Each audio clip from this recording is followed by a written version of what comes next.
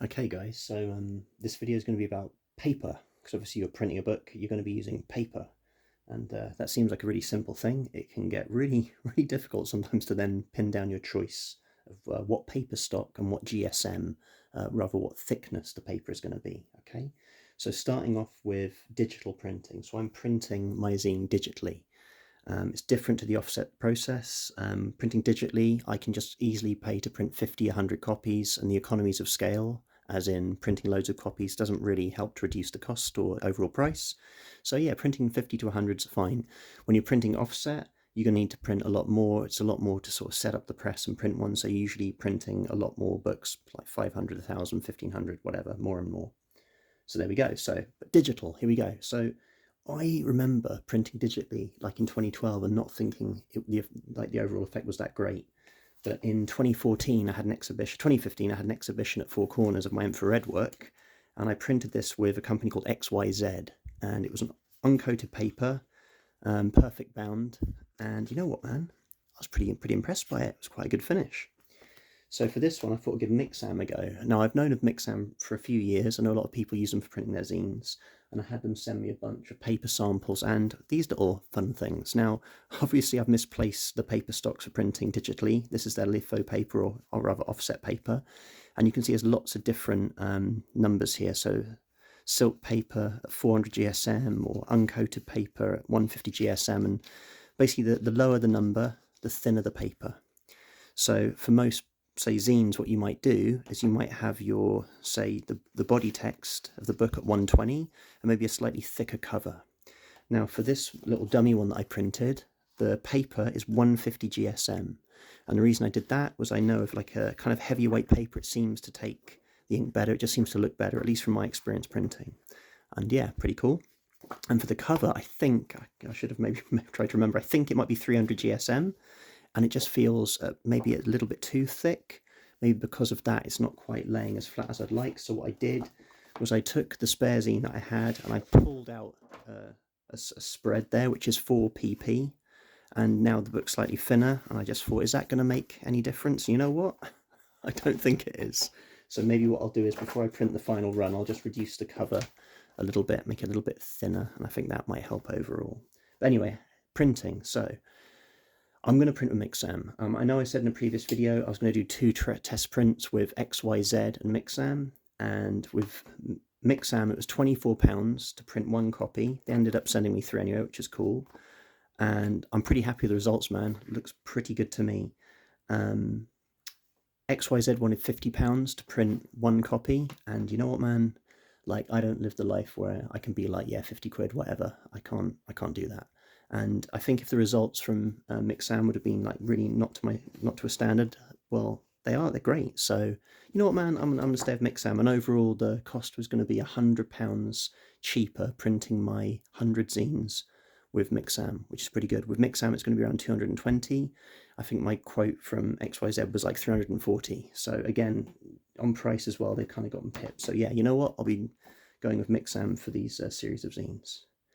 So there we go. So yes, uncoated paper. And I just think that also when I've printed digitally before, not that neither of these, funny enough, aren't digital. This is on Kodak Aerochrome. So this was color infrared film scanned. And this is on, I think it was Kodak. Yeah, so this is on Kodak Portra, again, scanned. But anyway, generally when I print digitally, I just find uncoated. I seem to prefer it. It just seems to be better. It seems to kind of absorb the ink. It takes some of the kind of higher contrast off it. It looks kind of nice. So there you go, digitally. Now, formerly, printing mother books, I printed them offset, which means you have like huge machines are set up, giant plates are set up, you're printing bigger runs. But I mean, the quality is absolutely amazing. And yeah, so for this book, like In a Garden in England, I went with a silk paper. And the reason I went with silk was I just liked the way the photos seemed to sort of kind of almost float on the page a bit. And you can do this with kind of varnishing and pay extra money to do it, but I just find with just a silk paper, it's nice. You see where the white of the paper of the book is? It doesn't quite catch the light. It's kind of a nice effect. GSM-wise, I think it's 150 GSM. Obviously, it's a hardback cover. But yeah, really happy with the results. And unlike previous books I've made, it's just one paper stock throughout. I didn't mess around with different paper stocks for the essays or anything like that. I really feel, you know, for this whole series of books that I'm doing with In a Garden in England, which is here, and Texas Hill Country. I'm just keeping it very much kind of the coffee table book, so it's kind of nice. Now, previously, I've done the book with lots of different paper stocks, and that was The Unseen, and that was designed by Tun van der Heijden. And it's kind of predominantly uncoated paper throughout most of the book. But if you look here, you can see where's some transparencies when you want one. There we go, that's a nice one. So there are transparency papers as well. So my first chapter is about ghosts in the haunted village of Pluckley in Kent, and then this photo's from my Zine series, and you can just see the text kind of through it. So throughout the book, there's a nice device there. And then there's one final different paper stock, and that is, where is it?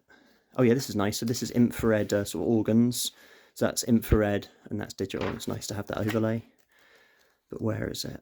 Can't find it now. Here we go. So this whole section is shot inside an ice cave in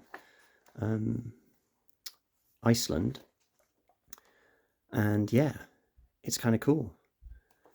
You can see it's got a nice glossy finish, so it really sets it apart from the rest of the book.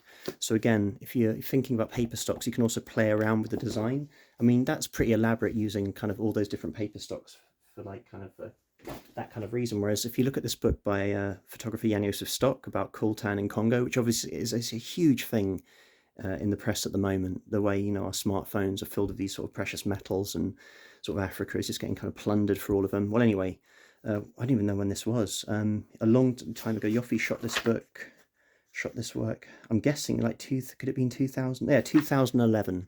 So 12 years ago he was doing it. Now, on a design level, it's designed by Tun van der Heijden, the same guy who designed my book, The Unseen, and Atlas of Infrared Plates. It's got kind of this nice open spine here. But if you look at the paper stock for the essays, it's a very, very thin, small, like GSM paper. It's quite nice. It feels a bit like newsprint. But the minute you get to the photos, it's silk paper. And it's really nice for the photos. It has this really nice kind of finish, particularly for the black and white. I feel like if the black and white had been on uncoated paper, it would have just absorbed a lot of the oomph.